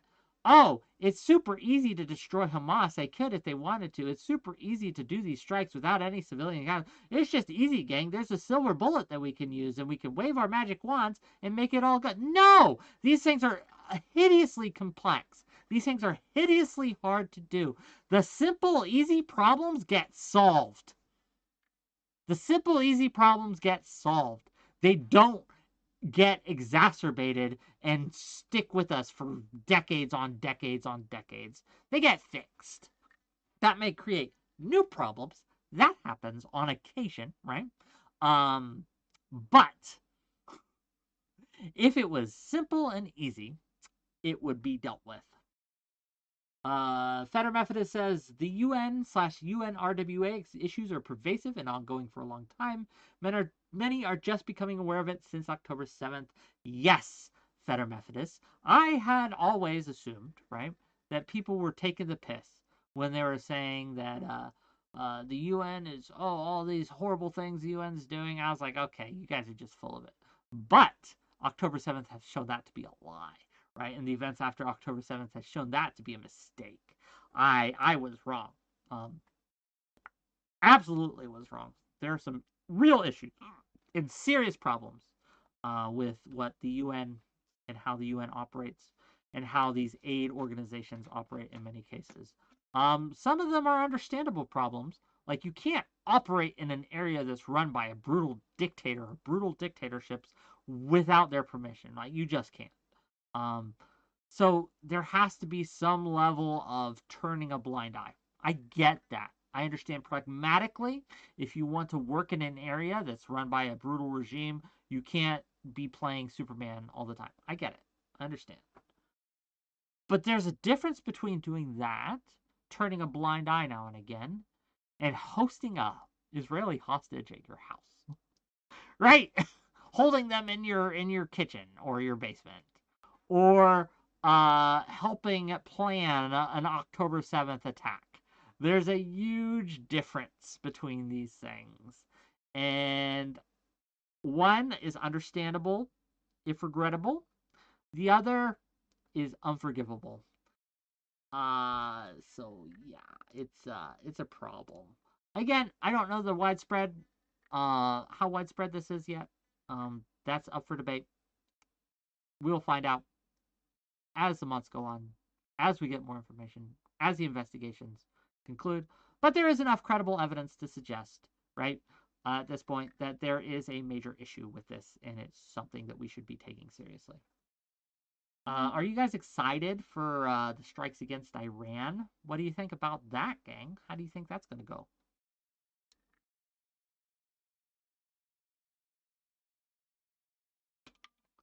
Do you think we should be? Should we be attacking targets in Iran right now? Or do you think it's too much? Do you think it's an escalation? Skilltree Jamie says, Saudi Arabia is on the Human Rights Council. Enough said, LOL. INMT30 says, I don't know enough about it. I love that stance. I don't know enough about it. My God, I wish more people would say that. Goalhead said Lizzie Graham is creaming his pants right now. Fair enough. Kinetic Pause says shock and awe. Fair enough. Yeah, all I know at this juncture is that Biden has authorized strikes against targets in Iran. That's it. That's not enough information for me, right? I want to know what those strikes are going to look like. Like, are we doing targeted strikes against key infrastructure that was directly used to kill U.S. servicemen or directly used to provide arms to those who did? Fair enough. By all means. Go with my blessing, right? Or are we, what are we doing precisely here? I need more preciseness in before I can give you a real kind of answer here. That, like, there does come a point where there will come a point where we have to act militarily with force. Is that now? I don't know. I'm going to be real with you. I don't know. Like with the Houthis, easy play, easy call. They're attacking ships that are civilians. They're attacking our military ships. Make sure that they can't do that. Bomb the radar sites, bomb their missile silos, bomb their ammunition ports, etc. Get rid of that. Easiest call in the world. Okay? This is a little more complex because the people who striked our servicemen, and I believe it was Jordan, are connected to Iran, but they're as their proxy, but they're not. It's just more complex, and I don't know the right call here. I'm not sure. Interesting to again. I have to see more. Before I can really give you a firm stance on this, gang. Sorry, I know I'm not the concluder. I'm not making immediately conclusions based on incomplete information. But you know what, gang? This is why you love me. I know you love me. I know all the little little Wickers watching right now all love their little Wick master, right? Though I like to think of this as more of a egalitarian relationship, right? We're a team. We're teaming up to to enjoy ourselves, to have fun, and to learn maybe a little bit about life, about the world, about topics at hand. Gang, we got some great things coming up. We got some great gang things coming up. PDX Pleb says, I could swear Skills Tree Gaming got that talking point from Prager in a recent debate between Czech and Prager Piers Morgan show. Cenk and Cenk and Prager Piers Morgan show. Maybe, I don't know. Do you guys want to see a discussion between No Opinion and Destiny? Do you guys want that? Is that something you want me to set up? Because I'm hoping and I'm trying to get this set up for Friday. We're just negotiating on the time. Destiny's down. No Opinion's down. We're just trying to figure out the time. So once I get the time arranged, okay, we're going to have and I'm gonna leak some DMs here. I'm gonna do some quotes here. We're gonna talk geopolitics and make fun of Hassan. And that was from Noah Opinion. Okay, so we're gonna talk geopolitics and make fun of Hassan, and it's gonna be a good time. So I hope we can get that done. I don't know if it's gonna be a huge conversation, right? It might only be an hour. I don't know. It really depends on how we vibe. No Opinions actually talked to Destiny before, years ago, though. They talked about economics and housing. So I'm really curious how they'll get on this time. So that is on the docket tentatively for this Friday. Okay, so tune in for that. It's going to be a great discussion. I'm glad I can make connections, build bridges, all these sorts of things. Thursday at 6 p.m. Eastern, I'm going to have Lav on. I'm going to have Brittany Simon on. Fairy Queen will be there. Rashad will be there. He's been on my show a couple times now. Tuna Chip's going to be there. And we're going to be talking about the growing disparity between men and women politically, worldwide. I don't know if you all have seen this data yet, but there has been a huge, unprecedented distance between men and women, young men and women specifically, on political issues. Women have taken a sharp turn to the left, while men have generally not. And we are at a point, at least in the last 50 years, that the divide is larger than it's ever been to a significant degree, at least based on this preliminary data that is out. Why? What does this mean? What does this data show, right? Like, why is this happening?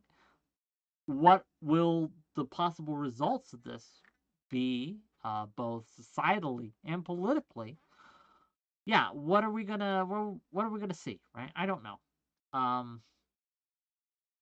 But tune in Thursday, and we'll figure it out together, gang. I hope you enjoy this show. I do. The week after is going to be a slow week because we have on the 9th through the 12th, gang, the 9th through the 11th, the 9th through the 11th, we're going to be in Ohio. And I hope to see all of you there. We're going to Ohio, gang, and we're going to have some fun. We're going to canvas, right? I'm going to be helping host some streams, right, at the Hype House. We're going to be talking about our foreign policy there. We're going to get a whole list of topics. Ohio isn't real. Which part of Ohio? We're going to Cincinnati, okay? So, gang, if you want to come, you can. And we will provide lodgings for you. So if you can get there, we'll get you a bed, right? We'll get you somewhere, either a hotel or something, right? If you can get there. Sign up. Let me see if I can give you a link. Hold on. Let me get the link for you, my dear friends. And if you haven't signed up yet, please do so. Sign up and come join me and hang out with me. What I want to do, right? Like, unironically, what I'd like to do is to get enough of people from my community there so we can have like a community dinner one of the nights, or maybe a community lunch, something we can do together, right? Okay, so all the people who come watch me, right, even when I have boring shows or whatever, we can all hang out and we can have lunch and we can become besties in real life, right? Break bread. So yeah, get there. Click the link, fill out the form that I gave you, right? And let people know you're coming. Sign up, and we can just get here, and we'll take care of the rest. Okay. Wick, do you think the ideological divide could be because of what period of time each gender idealizes? Women looking forwards the future for meaning, while men look at the past. Is that true? Is that how men and women think? I'm not sure if that's true, Bobby Johnson. I don't know if I don't know if I'd go that route. I think that there is a lot to be said for. So one of the findings from the data, spoiler alert for Thursday, is that on almost every issue, except for I think one, of all the issues measured, except for immigration, where it was like a tie, on all the other issues, women care significantly more about the issue than men do. I wonder, and it has been suggested by the article that presented this data, that the reason this is happening is because men are dealing with so much shit that they don't have time to care, right? They are dealing with more shit, and they just don't have time to care about these issues because they're trying to survive. I don't know if that's true. I don't know if that's true. But it is an interesting suggestion, and I'm curious to see how that bears out as we get more data and things like that. Because again, when your life's good, right, it's much easier to spend effort, time, agonizing and worrying about other people's problems. When you're struggling, it's really hard to think outside of yourself, right? It's really hard. Not impossible. A lot of people do, but it's much more difficult. And I don't know if that's the case when it comes to this data, but I know that a lot of people look, a lot of activists are middle, let's be real, they're middle class, okay? They're bored.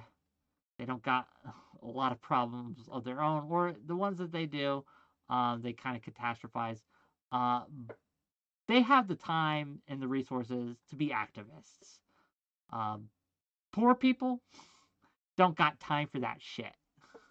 They're trying to live. They're trying to eat. They're trying to find a place to stay. They just don't. They don't have the time. So we have this weird situation in America where the representation for the poor isn't done by the poor. It's done by middle class people with a lot of time on their hands. It's not bad necessarily, right? There's nothing wrong with it, but it is it's just weird. It's just odd to me to see very wealthy people in some cases talk down about other people being wealthy. I'm like, yo, pot, meat, kettle, what are you doing? You're richer than I am. What are you doing, right? Like, gang, a lot of people assume I make more than I do. I promise you, I don't make a lot. I make enough to keep going, thank goodness. But yeah, every donation, let's just say this, every donation really does help. So I do appreciate the gift subs. Thank you for those. I thank you for the subs that you give to yourselves. All great. Every super chat, I try to read it. I know I missed some. I know I'm bad at that. Please forgive me. Super chats do help, though. They do appreciate them. So this is what we got coming up. This is what we got going on. Any questions? Wick, you look better with that new shirt you got for Christmas. Well, I will wear the new shirt I got for Christmas more often. But it's cold, gang, and the hood keeps my ears warm, right? You missed my Twitch donos, you knob? Oh, did I? 𝕵𝖎𝖎𝖙𝖘𝖍𝖔𝖜, it's hard sometimes to read your stuff because a lot of your stuff is, what's the word? You like to be a bit of a troll, but that's a good thing. 𝕵𝖎𝖎𝖙𝖘𝖍𝖔𝖜 for 200 bits. Is the extremism growing on the left, or is the extremism pushing its way into the forefront from the far left? Both. Both. So yeah.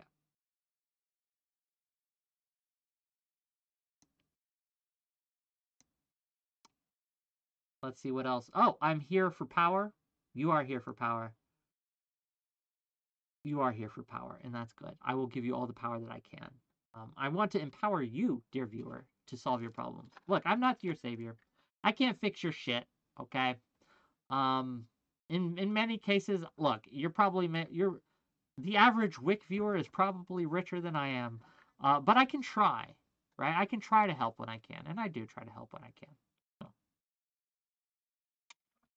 if you need help, ask. I'm not a mind reader. Can't read your mind. But if you ask me for help, I will try, if I can, to help. That said, Ohio. Come. It'll be fun. It'll be great. I'm putting together a list of topics. Gang, there's going to be streaming all day on Saturday, okay? A live stream from many different channels, okay, that you can watch. I'm going to be hosting a couple of those. One of the topics I got is Iran. We're going to be talking about Iran there with an actual politician. Oh my God, an actual politician. Crazy, I know. We're also going to have other people there. And so if you have a topic that you would like to see discussed amongst people that aren't just Twitch streamers, right? But people with some heady influence, let me know. Let me know what topics you want to see. And I will put them on a list, and I will try to get that and make that happen for you, okay? So if you have an issue, like not this Saturday, 𝕬𝖎𝖎𝖙, to be clear, next Saturday. So not this one, next Saturday. It's the 10th, to be clear. Okay, yeah, glad we got that misunderstanding done. Ellen Degenerate After Hours says, "Hi, WhickTV. Am I mentally ill? I don't know you enough to know." Oh, are you? That's a question you're gonna have to answer for yourself. I'm not a doctor. But generally, people aren't shy about telling me about their mental illness here. I don't see left-wing extremism as a problem. It is indeed wicked. They eat spaghetti with chili there in Ohio. Do they? Spaghetti with chili? I've never heard of that. Cognitive dissonance. Oh, you're talking to Ellen. Okay, fair enough. No, Ellen Degenerate, as far as I know, is not a woman. So, he's been on our show a couple times, I believe. Yeah. So yeah, any questions? Like I said, if you have a topic you want to see for next week on the live Ohio broadcast, let me know, and I will make that happen for you, or I'll try my best. And yeah, anything else? What left-wing extremism? Demanding healthcare? No. Supporting Houthis, right, and cheering them on. That's left-wing extremism. It's a problem. Okay.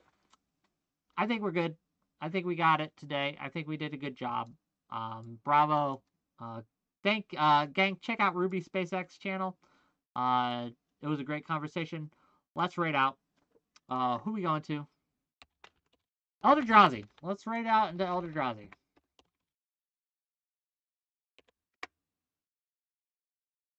Good night. Sleep tight. Don't let the bed bugs bite. And I will see you guys on the flip side. 𝕬𝖎𝖎𝖙𝖘𝖍𝖔𝖜.